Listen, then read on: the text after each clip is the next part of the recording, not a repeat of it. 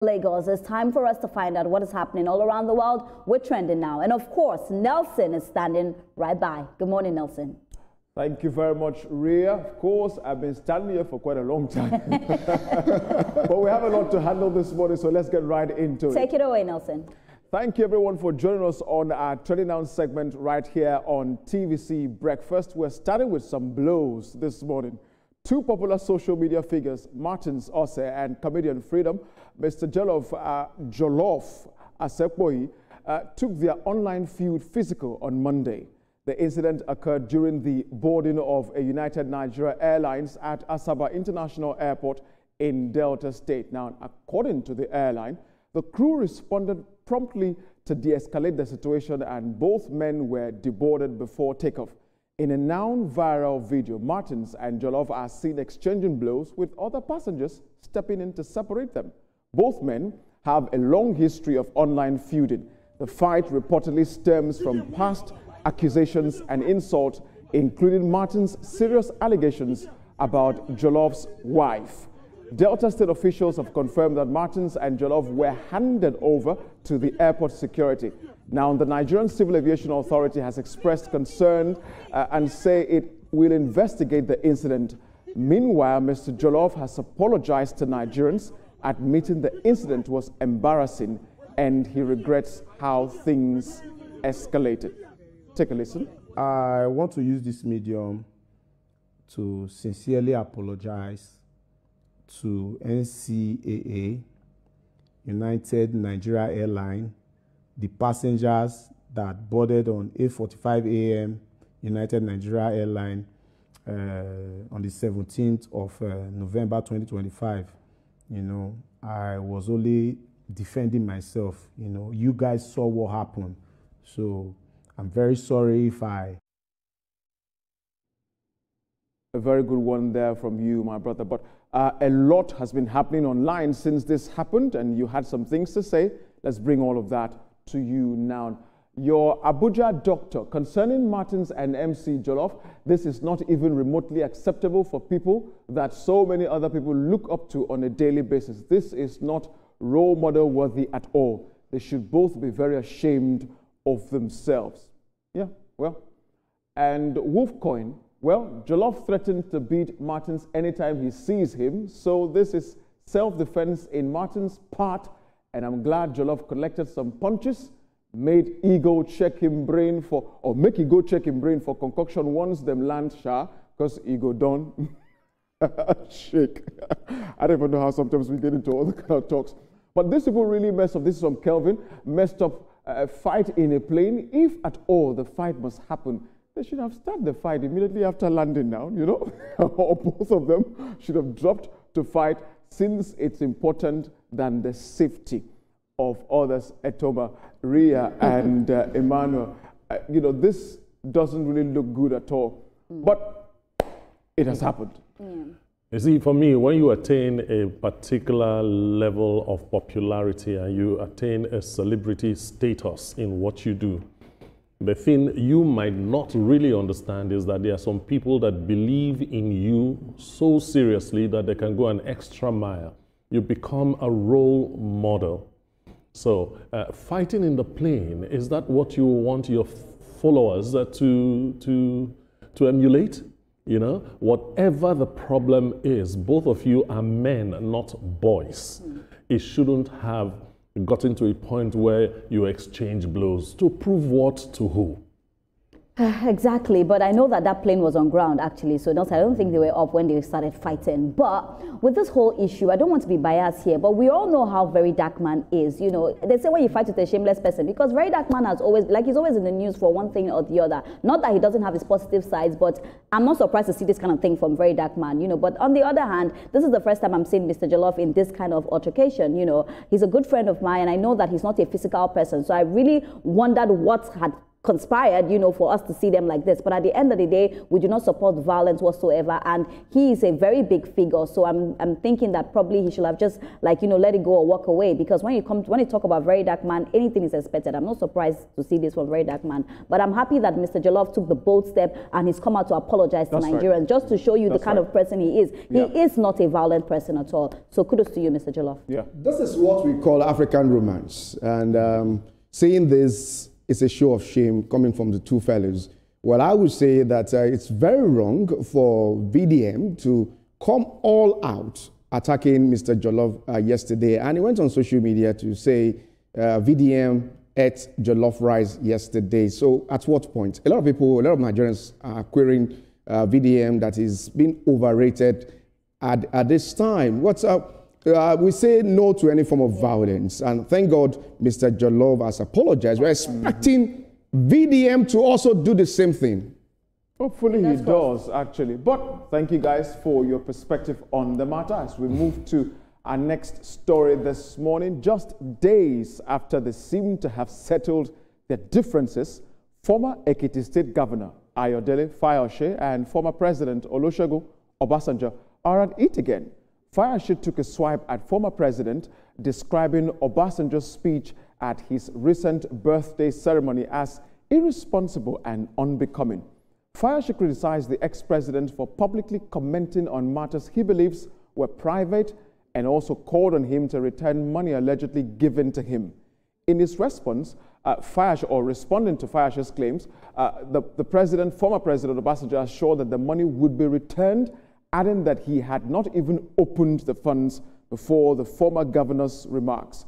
The exchange has since sparked reactions online, with many Nigerians weighing in on the spat between the two political figures. Of course, you had a lot to say about this and would let you hear some of the things you said. Now, there's a long tweet on this matter, but from Ajanoli Olufemi, that's our problem as Nigerians. We hate the truth. OBJ has his own side too, but he pointed out to some key points that I feel Fayose should accept, apologize, seek middle points, and move forward. The OBJ comments were the highlight of the event. He was blunt and spoke the truth to him while he also encouraged him. This reply shows his kind of personality. Obviously, his kinsmen are right about the opinions of him. He is not whom he portrays himself to be on the outside. He is just the regular PR politician. Well, that's what my brother had to say about this. Now, this particular one from Ayodeji Abe is a very long one, but I'll pick a few items right here to highlight what he said. He says here, I do not blame Fayose. OBJ should not have used his birthday as a platform to ridicule the man. It was unnecessary, it was uncharitable, it was unelderly. Sure, he was being frank, but it would have been better if he hadn't gone to the party. To go in and piss in? No. Baba, since you are unable to forgive and forget, then stay away. It would cost you nothing. That's what elders do. Very poignant point from this gentleman, Toma, Rhea and Emmanuel, don't you think? What I can say is that both men involved in this saga did not disappoint Nigerians. Right. They came out true to form. Baba will always say his mind no matter the platform. And I would have expected that Fayose would have been a bigger man by not reacting the way he did. Yes, it might be painful, especially with all your friends, invited guests and all that in the hall, and hearing somebody say you are not Omoluabi, you are not one of my best political sons, and so on and so forth. But the reaction to me was too much. It was too much. He would have toned it down, even if he was going to criticize it, not with the words he used. But you know, when we're talking about this issue, let's also not forget the way Obasanjo presented this issue on that day. He didn't present the issue like he was attacking him. And again, Obasanjo is an elderly person. This is like a father. So I do not support the way Ayo Fayose replied him, because at the end of the day, this is the same Mr. Ayo that his brother has been saying bad things about him. Even the birthday message that his brother wished him was not the very best. So I'm hoping that he'll reply his brother too as well. But if he didn't like what, ex-President Obasanjo said, he could have told him, there and then. Why wait, think about it, and now put such things, even say a zoo? Like the names that he called him were just not names that you called an elderly person. So they told you that you are not Omoluabi, and you truly showed that you are not Omoluabi at the end of the day. Whether it's Omoluabi or not, it is not at that birthday party that OBJ should go out there and cast aspersion on the person of Fayose. For me, it's totally wrong. It's a day that the young man is celebrating his 65th birthday. We should go out there and celebrate him, not for you to come to that place and you have that spirit of not forgetting what has transpired in the past. It's totally wrong. Well, the response of Fayose, we all have different temperaments, and he has responded to him. We hope that this will definitely be nipped in the bud and ensure peace reign between both. But you know, Nelson, this is something I can do, so that's why I'm not faulting OBJ, because I can do it very well. I wish we had more time. I wish we had more time, but it's out there. Let's now wait to see what happens next. Thank you guys for your perspective. And now to our next conversation this morning concerning the Super Eagles. In a post-match interview, Super Eagles coach Eric Shile suggested that during the penalty shootout against the Congo DR, or DR Congo, someone from the opposing team was waving what he described as a voodoo thingy, implying that it contributed to Nigeria's defeat and affected his temperament.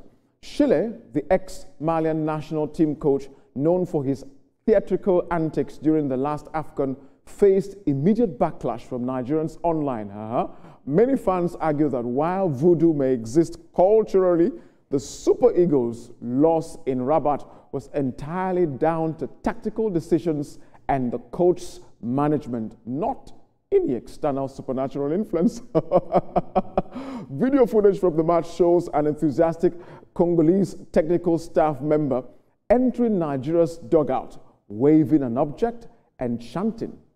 Shile reportedly confronted the staff, and after Congo's victory, the same individual turned to taunt the Nigerian coach, sparking a brief controlled commotion in the technical area. Now, the incident has since fueled debates across social media, with fans dissecting the match, Chile's comment, and the supposed voodoo factor in the defeat. Oh my.